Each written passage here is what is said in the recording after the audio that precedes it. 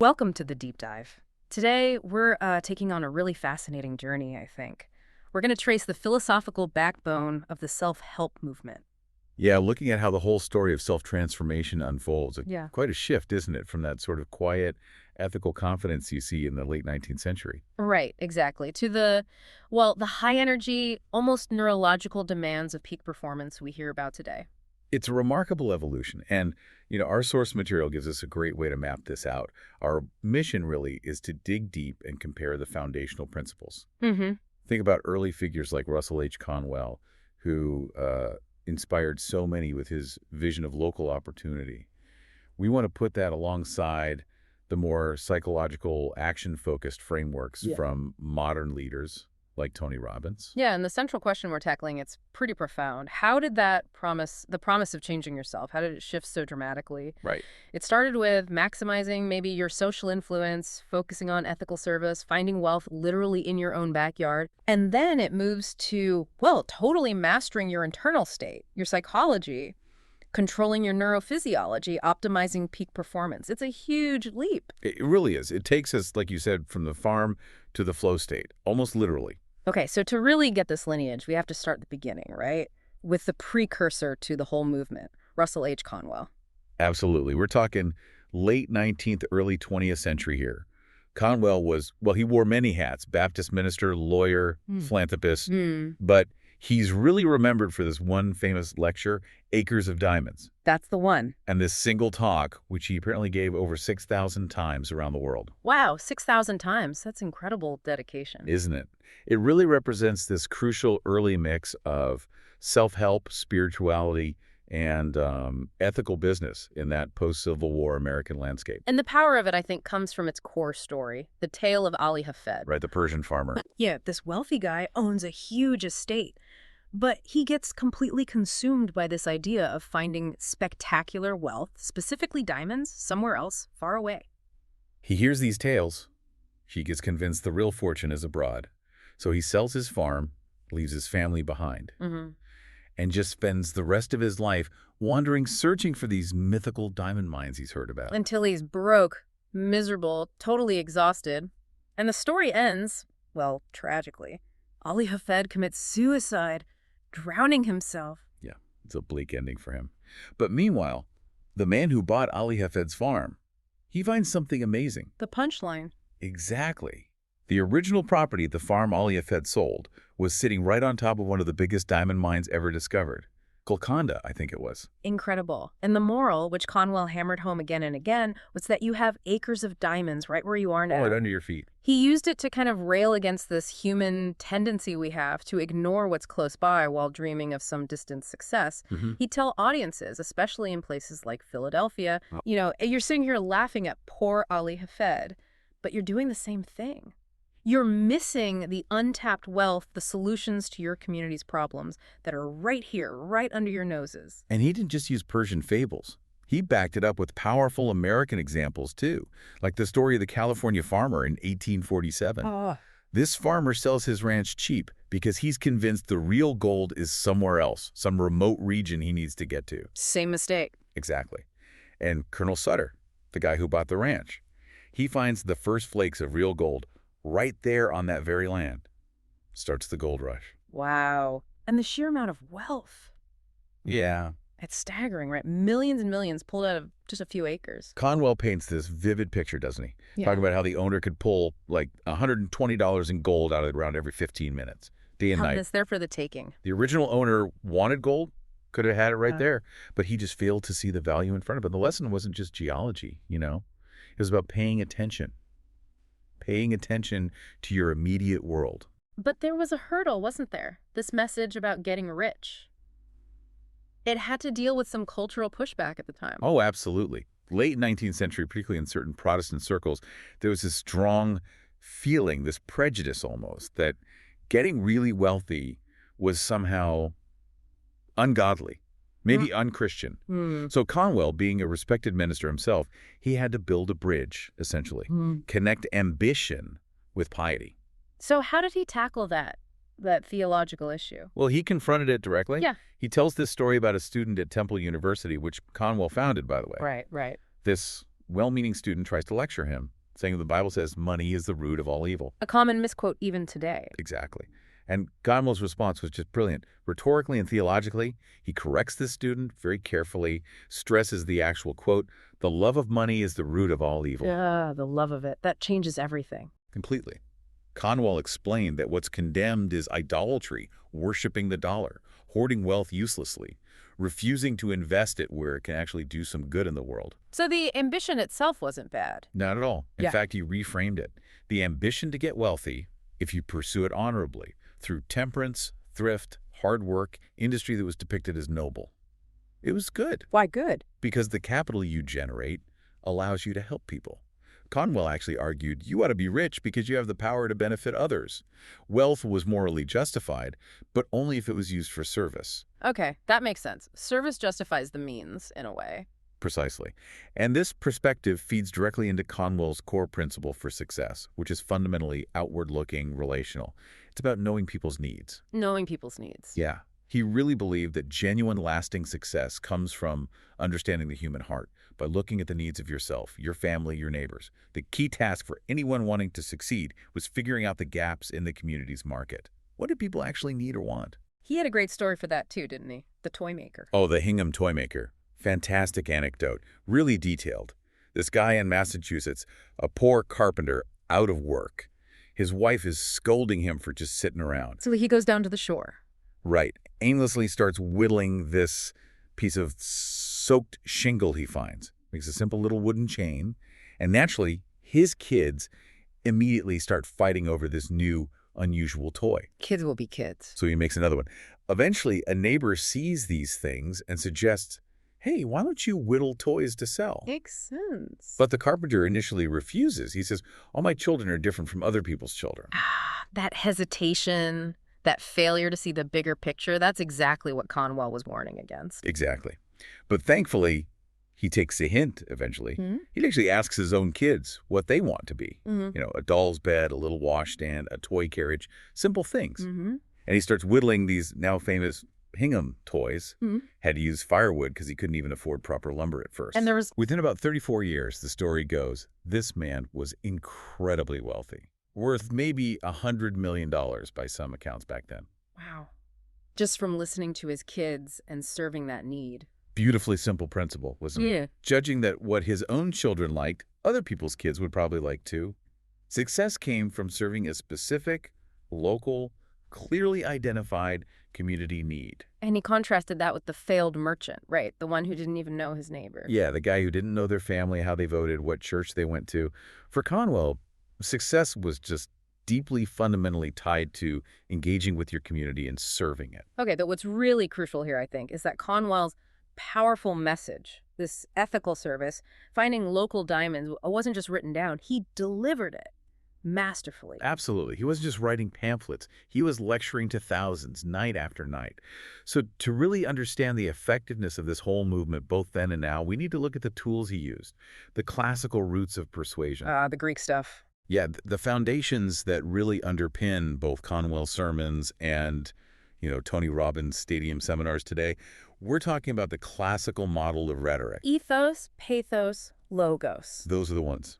The three key elements, often thought of sequentially. Let's break those down a bit, because they're more than just jargon, right? Definitely. So logos, that's the logic, the argument itself, the facts, the data, the structure, the reason why the audience should believe what you're saying. Makes sense. Then pathos. Pathos is the emotional connection. It's the speaker's ability to tap into the audience's feelings, their pain, their hopes, their desires, creating that empathic link, that alignment. Okay. Logic and emotion. What about ethos? Ethos.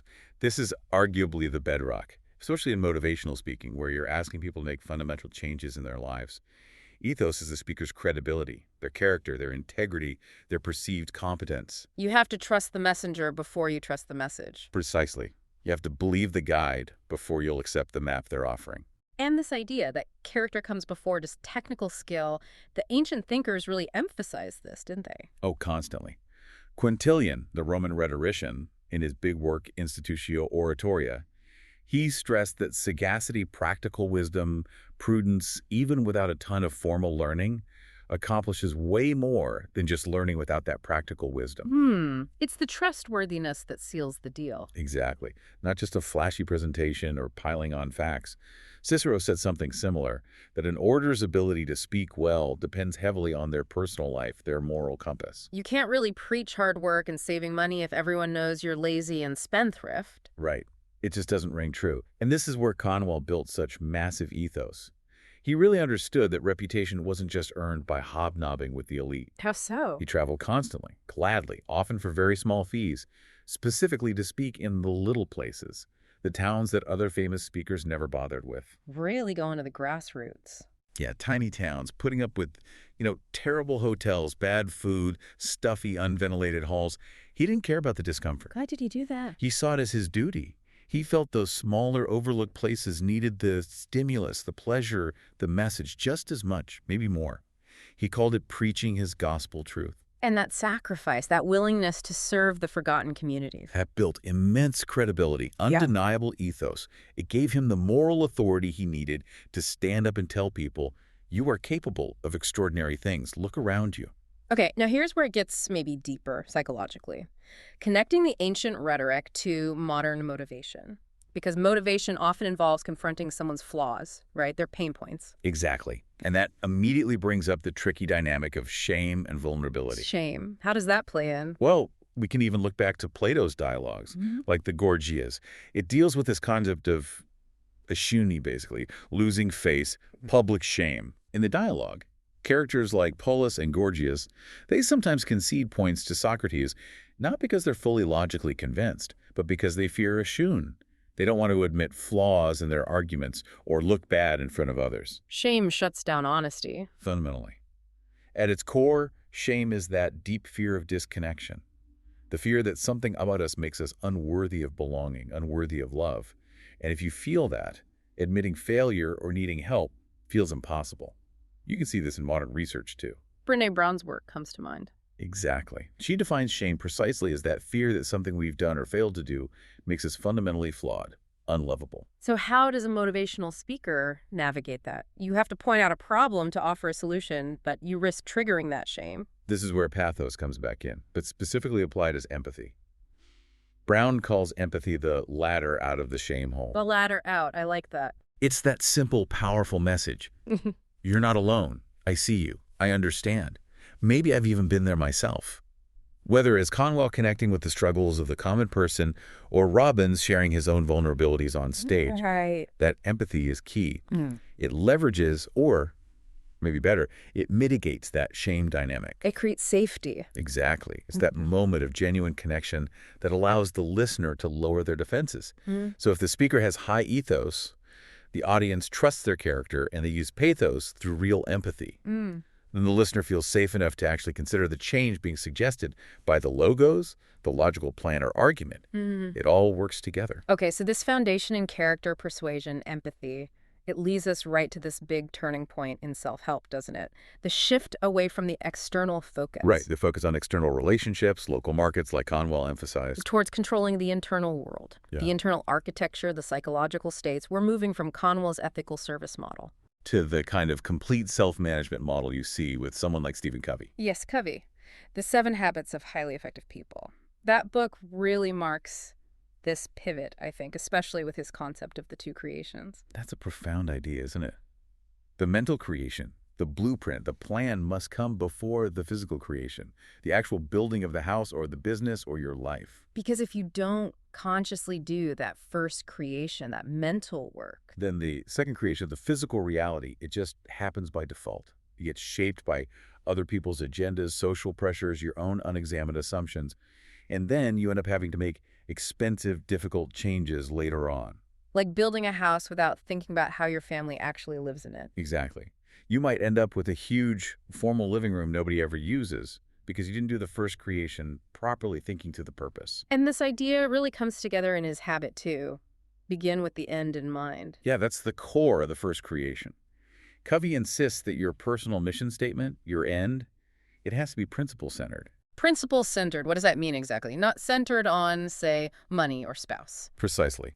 not centered on things that are external and changeable, like your spouse's mood, your bank balance, fleeting pleasures, or even your enemies. Those things are unstable foundations. Because they're outside your control, Yeah. ultimately. If your life is centered on those things, you'll constantly be reacting, thrown off balance by external forces and conditions. Instead, he says, center it on timeless internal principles like fairness, integrity, service, human dignity, things that don't change. Okay, and what's really interesting here, and maybe a bit counterintuitive, is Covey's idea that we don't just invent our missions, we have to detect them. Yes, that's a subtle but crucial point. It's not about just making up some fantasy life. It's about recognizing our unique potential, our unique task or calling, realizing we are proactive, that we can be the programmers of our own lives, as he puts it. So Habit 2 is about writing the code for your life, but making sure that code aligns with these deeper universal principles? Exactly. And this whole framework, this inside-out approach, was a direct rejection of what Covey called the personality ethic. The personality ethic, what was that? He felt that much of the success literature that came before him, maybe in the mid-20th century, had shifted focus. It became about techniques, image management, positive thinking as a tactic, social skills purely for manipulation. Like quick fixes. Yeah, he called them social aspirin and Band-Aids. Things that might treat the superficial symptoms like poor communication or career stagnation, but they don't fix the underlying problem. And the underlying problem for Covey was? It was the character, the fundamental paradigms, the way you see the world. He insisted that real, lasting change has to come from the inside out. You have to change the root, which is the fabric of your thought, your internal map, before your external actions and results will truly change. So if your priorities aren't deeply rooted in principles in your heart and mind, you just won't have the foundation to sustain your efforts, especially when things get tough. Covey warned this leads to living in quadrant. Urgent and important crises, or wasting time in quadrant third. Urgent but unimportant distractions. always putting out fires, never building the fire station. That's a great way to put it. You're not focusing on the long-term, important but not urgent activities like building relationships, planning, prevention, personal development, the things that actually build character and long-term effectiveness. And this internal focus, it lines up really well with psychological research too, doesn't it? Like Mihaly Csikszentmihalyi's work on flow. Oh, absolutely, flow. Yeah. That idea of optimal experience, that state of being completely absorbed in an activity where challenge and skill are perfectly matched. That feeling of being in the zone. Exactly. And Csikszentmihalyi found this concept is crucial for resilience, for mastery.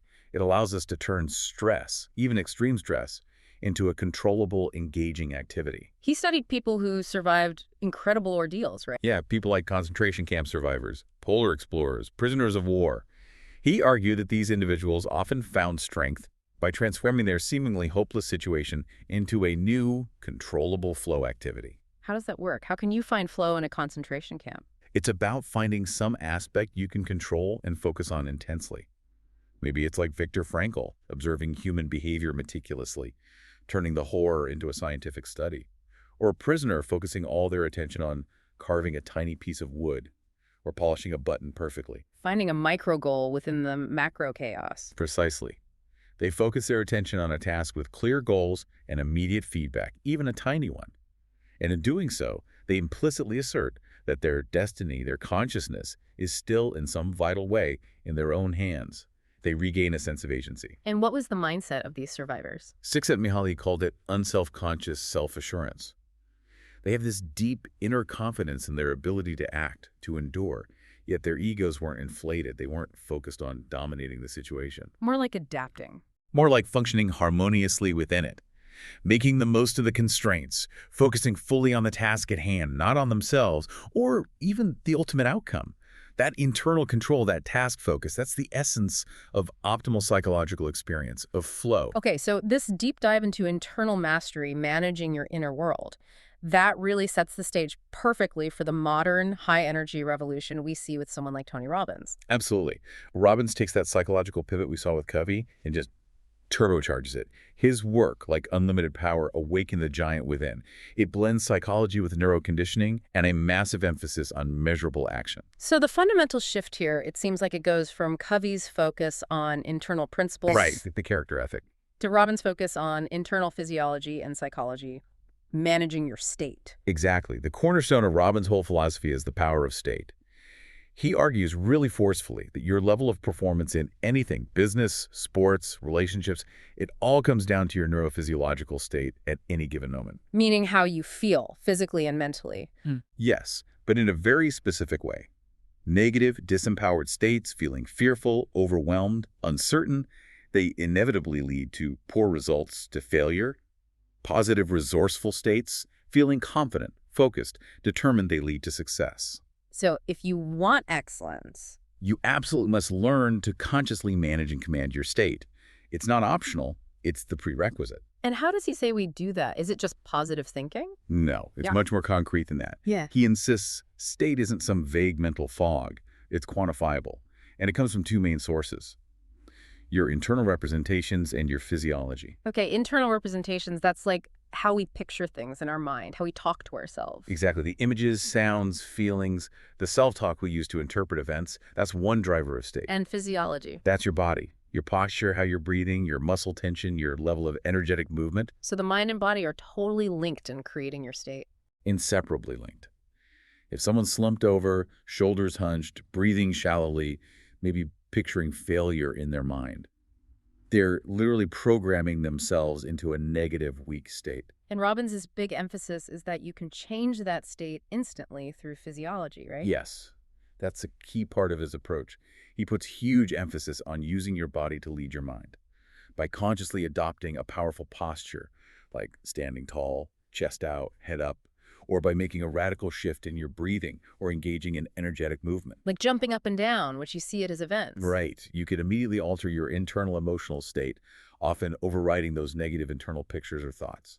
It's about using physical action as the quickest lever to change how you feel and therefore how you perform. So it's not just thinking your way to confidence, it's acting your way there first. In many cases, yes. It's the practical application of that mind-body connection. Take immediate physical action instead of just sitting and contemplating feeling better. If you want to be a confident person, you need to consciously decide who that person is, and then imagine, adopt, and physically practice how that person would stand, breathe, move, speak. Embody the state you want. Okay, this focus on specific actions, measurable results, it leads directly to his ultimate success formula, doesn't it? That 4-step process. Yes, it's his practical roadmap for achieving pretty much any goal. It really brings together the mental and physical aspects. So step 1. Step 1 echoes Covey's habit 2. Know your outcome. You have to be crystal clear about what you want, define specific, compelling, measurable goals. Robbins argues all the best tools in the world are useless if you don't have a clear target. What does success look like, sound like, feel like specifically? Makes sense. You need a destination for the GPS to work. Step 2. Step 2 is the hallmark of this modern approach. Take action. And not just tentative action, massive action. Massive action. That sounds intense. It is. It distinguishes this era from more passive self-improvement. It's about constant aggressive effort. Trying things, learning, adjusting, recognizing that sometimes complexity is overcome simply by the sheer volume and intensity of your attempts. Don't just think, do. Okay, so you have a goal, you take massive action. What's step 3? Step 3 requires you to pay close attention. Develops mental acuity. This is the ability to notice really precisely what results your actions are producing. Are you getting closer to your outcome or further away? What's working, what isn't? Like having a really sensitive feedback mechanism. Exactly. It's a constant feedback loop. And interestingly, you could see this as a sort of high-tech internal version of Conwell's advice to know your neighbor's needs. You have to observe reality accurately. Conwell observed what toys kids liked. Robbins says observe market reactions, client responses, your own energy levels. Right. You need that sharp awareness to calibrate your efforts based on what's actually happening, not what you wish was happening. Okay, clear outcome, massive action, sensory acuity. What's the final step? Step 4. Step 4 is crucial for dealing with setbacks. Maintain flexibility. If the specific way you're trying to achieve your outcome isn't working, you're taking massive action, your sensory acuity tells you you're off track, then you must change your approach. Don't just keep banging your head against the same wall. Exactly. What matters is reaching the goal, not being rigidly attached to the first path you tried. If your strategy isn't working, find a new one. Be willing to adapt, pivot, try something different. Anything different sometimes.